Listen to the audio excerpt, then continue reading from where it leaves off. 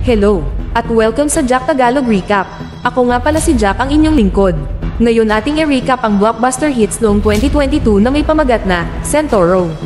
So kung magustuhan mo itong video, comment, like, subscribe, at i-hit ang notification bell para sa marami pang exciting na mga videos. So, wala nang paligoy-ligoy pa. Sit back, relax, at i-enjoy mo na lang ang palabas.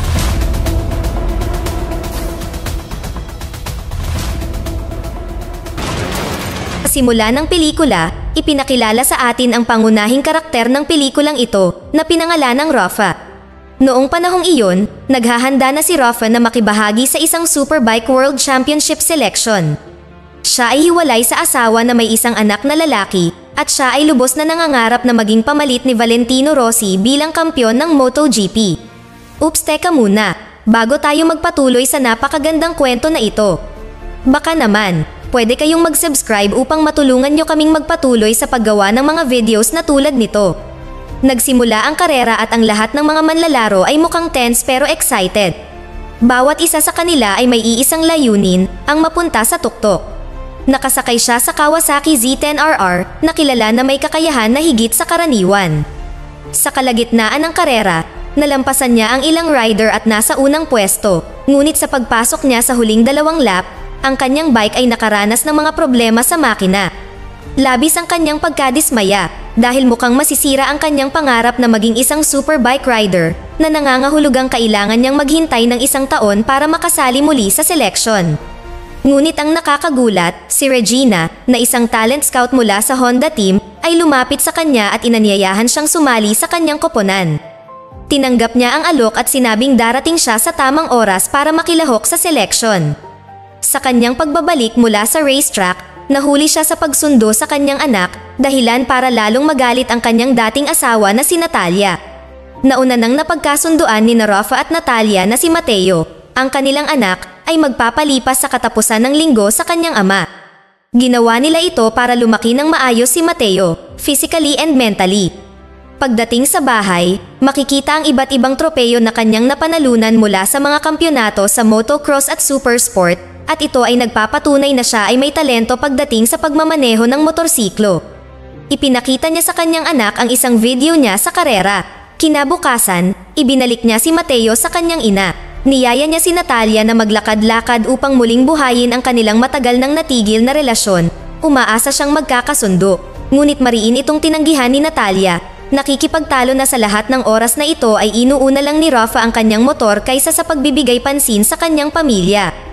Sa mga sumunod na araw, nagpakita si Rafa sa imbitasyon ni Regina na makilahok sa proseso ng selection para sa pangunahing rider ng Honda team at makikipagkumpetensya siya sa 3 iba pang rider na medyo bata pa at tila may matinding hilig sa motor.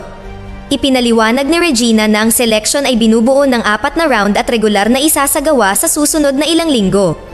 Magsisimula ang unang round ng selection. Sakay ng Honda CBR 600RR, madali siyang nanguna at nagdulot ito ng ngiti sa mukha ni Regina dahil sigurado siyang tama ang desisyon niyang kunin siya. Nang matapos ang selection, nagmamadaling bumalik si Rafa sa bahay ni Natalia upang sabihin sa kanya ang magandang balita, ngunit sa kanyang sorpresa, ang bahay ni Natalia ay magulo, na nag-iwan sa kanya sa gulat. Pagkatapos ay ipinahayag na si Natalia ay nagtatrabaho para sa isang serbisyo sa paghahatid ng droga. Nagtatrabaho si Natalia sa isang dealer na nagngangalang Carlos, ngunit sa kasamaang palad, nawala ang 200,000 euro na halaga ng mga droga na kailangan niyang ihatid, walang nakakaalam kung saan, at nalilito siya. Nang walang pagdadalawang isip, dinala ni Rafa sina Natalia at Mateo sa kanyang tahanan para sa kanilang kaligtasan. Pagkatapos ng insidenteng nangyari kay Natalia, mukhang naguguluhan siya. Naaawa siya kay Natalia dahil ina rin ito ng kanyang anak. Pagkatapos ay nagpasya siyang makipagkita kay Carlos. Habang hinahanap si Carlos, nagsimula siya sa paghuhukay ng impormasyon mula sa kanyang matalik na kaibigan, si Cortez. Matapos makakuha ng impormasyon mula sa kanyang kaibigan, tumungo siya sa base ni Carlos upang makipag-ayos tungkol sa mga problemang kinakaharap ng kanyang dating asawa. Noong una, tumanggi si Carlos na makipag-ayos sa kanya, ayaw daw niyang mag-aksaya ng oras. Sa puntong iyon, nagpasya siyang umuwi para mag-isip ng ibang paraan para mabayaran ang utang ni Natalia.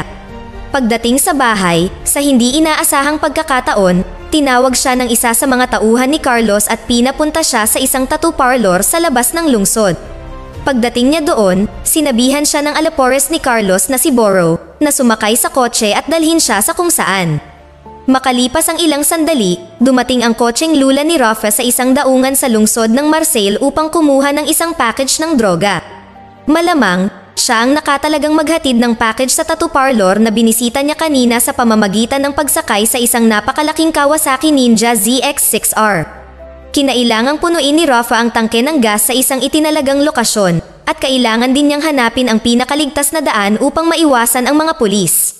Walang sabi-sabi, agad niyang pinaandar ang motorsiklo at tinupad ang utos na ibinigay sa kanya. Sa kanyang paglalakbay, siya ay nakatagpo ng isang problema. Siya ay hinabol ng mga pulis na nagpapatrolya sa highway na mukhang sineseryoso ng mga pulis ang kanilang mga tungkulin. Para habulin siya, nagmaneho sila ng Nissan GT-R A35. Salamat sa kanyang mahusay na mga kasanayan sa karera, nagawa ni Rafa na linlangin ang mga opisyal na ito at nakarating sa tattoo parlor sa oras.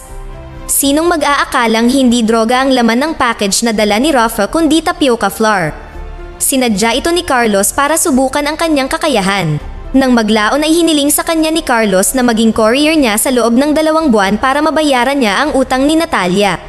Nang walang pagdadalawang isip, tinanggap niya ang trabaho. Pagkatapos ay binigyan siya ni Carlos ng isang cellphone para maging handa siya sa tuwing kailangan siya ni Carlos. Kinaumagahan, pumasok siya sa trabaho gaya ng dati. Bilang resulta ng kanyang bagong trabaho bilang isang drug courier, nagpupumilit si Rafa na hatiin ng maayos ang kanyang oras sa pagitan ng trabaho, pagiging isang drug courier, at ang kanyang libangan sa karera. Sa wakas ay dumating na ang araw ng ikalawang round ng seleksyon ng koponan ng Honda at sa araw na iyon, nakakalungkot na hinihintay siya ni Boro sa lugar ng seleksyon dahil hindi niya sinagot ang kanyang telepono. Pagkatapos ay dinala siya ni Boro sa isang tattoo parlor sa parehong lugar tulad ng dati at inatasan si Rafa na ihatid ang package na na-order. Tulad ng dati, inabala siya ng mga pulis nang makatanggap sila ng ulat na may kahina-hinalang Kawasaki Ninja ZX-6R na mabilis na humaharurot sa kalsada. Kinabahan siya habang papalapit na ang distansya sa pagitan niya at ng mga pulis na humahabol sa kanya. Sobrang bilis ng tibok ng puso niya, pero maswerte siya. Sa wakas ay nakapagtago siya sa pagitan ng mga nakaparadang sasakyan. Pagkatapos ay mabilis siyang nakatakas sa isang shortcut na nahanap niya. Dumating siya sa tirahan ni Carlos at nagreklamo tungkol sa lakas ng Kawasaki Ninja ZX-6R na kanyang sanakyan. Hiniling niya kay Carlos na bigyan siya ng isa pang motorsiklo, isang 1000cc Kawasaki na may mga gulong na pangkarera, upang maihatid niya ang package ng mas mabilis. Pagbalik mula sa lugar ng nagbebenta ng droga, umuwi si Rafa at sinabi kay Natalia na ang mga problema niya kay Carlos ay nalutas na salamat sa tulong ng kanyang matalik na kaibigan na si Cortez. Sinadya niyang itago ang deal nila ni Carlos dahil ayaw niyang mag-alala si Natalia. Sa dati niyang kahilingan, binigyan si Rafa ng Kawasaki ZH2 motorcycle na kilala sa super torque nito at 1000cc supercharged engine. Dahil sa dami ng aktibidad na ginagawa niya, napagod siya at sa huli, umasa siya sa mga gamot na ibinibigay sa kanya ni Boro. Iniinom ni Rafa ang mga gamot para sa dagdag na enerhiya na kailangan niya para maisakatuparan ang kanyang 3 trabaho, isang factory worker, racer, at drug courier. Sa paglipas ng mga araw, nagsimula na ang ikatlong round ng selection para sa mga prospective racers. Habang nagmamaneho sa track, nabangga niya ang isa sa mga racer at naging dahilan iyon para makipagtalo siya sa racer. Inakala ng racer na sinadya niyang saktan siya, ngunit mariing sinabi ni Rafa na hindi niya iyon sinadya. Tuluyang pinigilan ni Regina ang pagtatalo sa pagitan nila. Kinagabihan, nang umuwi si Rafa, nagulat siya nang makitang nag-iimpake si Natalia at nagbabalak na umalis sa kanyang bahay. Nakiusap siya sa kanya at kay Mateo na huwag siyang iwan at umaasa siyang mananatili si Natalia upang ayusin ang kanilang relasyon. Kinabukasan, muling naatasan si Rafa na maghatid ng package sa isang customer na matatagpuan sa gitna ng lungsod. Sa kanyang sorpresa, nalaman niyang isang malaking protesta ang nagaganap sa lugar na iyon at ang mga pulis ay nagbabantay sa lahat ng dako upang matiyak ang kaganapan. Nakaisip si Carlos ng isang nakatutuwang ideya, sinabi niya sa kanya na dumaan sa karamihan sa pamamagitan ng pagsakay sa isang motorsiklo. Walang ibang pagpipilian si Rafa, gustuhin man niya o hindi. kailangan niyang ihatid ang order ng buyer, at buong tapang siyang dumaan sa lupon ng mga nagpoprotesta at mga pulis na nakasakay sa kanilang motor. Pinaputukan siya ng bala ng pulis at siya ay natumba, ngunit sa kabutihang palad ay nasa mabuting kalagayan pa rin siya. Pagkatapos ay tumakbo siya ng mabilis hanggat maaari upang iligtas ang kanyang sarili. Nakaramdam ng takot sa sitwasyong kinalalagyan niya, tinawagan ni Rafa si Boro at pinasundo siya dahil naniniwala siyang napakadelikado ng mga tao na humahabol sa kanya. Muli siyang tumakbo ng husto para hanapin ang sasakyan ni Boro. Salamat sa kanilang pakikipagtulungan, matagumpay siyang nailigtas at inilayo siya ni Boro mula sa lugar na iyon. Dahil nagalit sa nangyari kay Rafa, sinisi ni Carlos ang pinsan ni Boro na si Valder sa insidente. Gayunpaman, itinanggi ito ni Boro sa paniniwalang ang kanyang pinsan ay hindi maglalakas loob na gawin ang ganoong bagay. Samantala, sa wakas ay nalaman ni Natalia na siya ay naging isang drug courier upang mabayaran ang lahat ng kanyang mga utang. Napagtanto ni Natalia na sa lahat ng oras na ito, marami nang isinakripisyo si Rafa at natunaw ang kanyang puso. Nagpa siya ang dalawa na magbalikan. Kinabukasan, pumunta si Rafa sa racetrack upang makilahok sa huling yugto ng seleksyon ng pangunahing rider para sa koponan ng Honda. Sa pagsisimula ng karera, nang ibabaw siya sa karera, ngunit sa gitna ng track, maling lane ang pinili niya dahil sa kawalan niya ng focus. Dahil dito ay labis na nadismaya si Regina dahil malaki ang inaasahan niya mula sa kanya. Upang mailabas ang lahat ng kanyang pagkabigo sa lahat ng kanyang mga problema, determinado si Rafa na kumpletuhin ang kanyang huling gawain ng paghahatid ng isang package ng droga.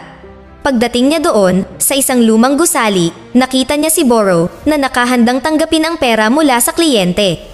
Nang malapit na siyang umalis, sa pag-aakalang tapos na siya sa kanyang trabaho, bigla siyang sinabihan ni Boro na bumalik bukas ng umaga upang maghatid ng isa pang package. Nainis siya, pakiramdam niya ay pinagsasamantalahan siya. Lumapit si Rafa sa dahilang kukunin ang cellphone, ngunit galit na galit siyang lumapit at pinaghahampas si Boro sa kanyang kamatayan. Pagkatapos, tinawagan ni Rafa si Cortez at humingi ng tulong sa pagtataguan ng katawan ni Boro. Nakipagdeal si Rafa kay Cortez, sasabihin niya sa kanya ang lokasyon ng bodega ng droga ni Carlos para maaga ni Cortez ang negosyo ni Carlos. Maluwag na sumang-ayon si Cortez sa deal dahil kinasusuklaman din niya si Carlos. Samantala, sa pagkawala ni Boro, pumunta si Carlos sa bahay ni Rafa upang magtanong tungkol sa kinaroroonan ni Boro. Gumawa ng kwento si Rafa, sinabing si Boro, na isang tao na pinagkakatiwalaan ni Carlos, ay dinala ang kanyang pera kasama ang kanyang pinsan na si Valder. Naniwala si Carlos sa kanyang kwento at pagkatapos ay dinala niya siya upang hanapin sina Boro at Valder. Habang nasa daan, naramdaman ni Carlos na may sumusunod sa kanya, kaya nagpasya siyang bumalik at tumungo sa kanyang bodega para i-secure ang kanyang mga package ng droga. Pagdating, ipinadala ni Rafa ang kanyang lokasyon kay Cortez na hinihiling sa kanya na pumunta at kunin siya. Ilang sandali pa, sinabi ng isa sa mga tauhan ni Carlos na nagsinungaling si Rafa, hindi sina Boro at Valder ang kumuha ng pera ni Carlos dahil kasalukuyang nakakulong si Valder. Sa impormasyong iyon, galit na galit si Carlos dahil nagsinungaling si Rafa sa kanya. Balak niya itong patayin sa pamamagitan ng pagbaril sa kanya. Napagtanto ni Rafa na nasa panganib siya at sinubukan niyang tumakas. Mabilis siyang sumakay sa isang motorsiklo at sinundan siya ni Carlos gamit ang kanyang sasakyan. Habang hinahabol, bumangga siya sa isang forklift, bumagsak siya at nawala ng lakas. Isinakay siya ni Carlos sa trunk ng kanyang sasakyan at dinala siya para hanapin si Boro at ang nawawala niyang pera. Sa kabutihang palad, nakita ni Rafa ang kanyang cellphone sa kanyang bulsa at pagkatapos ay humingi siya ng tulong kay Cortez. Matapos matanggap ang mensahe ni Rafa, kumilos kaagad si Cortez para pigilan si Carlos at iligtas si Rafa. Habang nagmamaneho si Carlos palabas ng warehouse area, bigla siyang binangga ng isang malaking truck. Siya ay nakulong at hindi makalabas ng kanyang sasakyan. Ilang sandali pa, dumating si Cortez upang iligtas si Rafa. Pagkatapos ay binaril ni Cortez si Carlos hanggang sa mamatay. Sa pagtatapos ng kwento, matagumpay na nalutas ni Rafa ang lahat ng kanyang mga problema at muling nakasama ang kanyang asawa at ang kanyang anak upang mamuhay ng mas magandang buhay. Pagkatapos ay inanyayahan siya ni Regina na bumalik sa kanyang koponan dahil pakiramdam niya ay siya ang tamang racer na isasali sa koponan ng Honda. Gayunpaman, nang makipagkita si Rafa kay Regina, biglang may dumating na 2 pulis at inaresto si Rafa. Nagulat si Regina sa pagkakaaresto kay Rafa. Si Rafa ay inimbestigahan sa himpilan ng pulisya para sa kanyang pagkakasangkot sa network ng kartel ng droga, ngunit sa halip na itapon sa bilangguan, inalok siya ng pulisya na magtrabaho sa kanila. Tutulungan niya ang mga pulis na lansagin ang sindikato ng nagtutulak ng droga at nang hindi man lang nagdalawang isip, humingi siya ng isang Kawasaki ZH2 na motorsiklo na may mga gulong na pangkarera upang maisagawa ang kanyang mga tungkulin.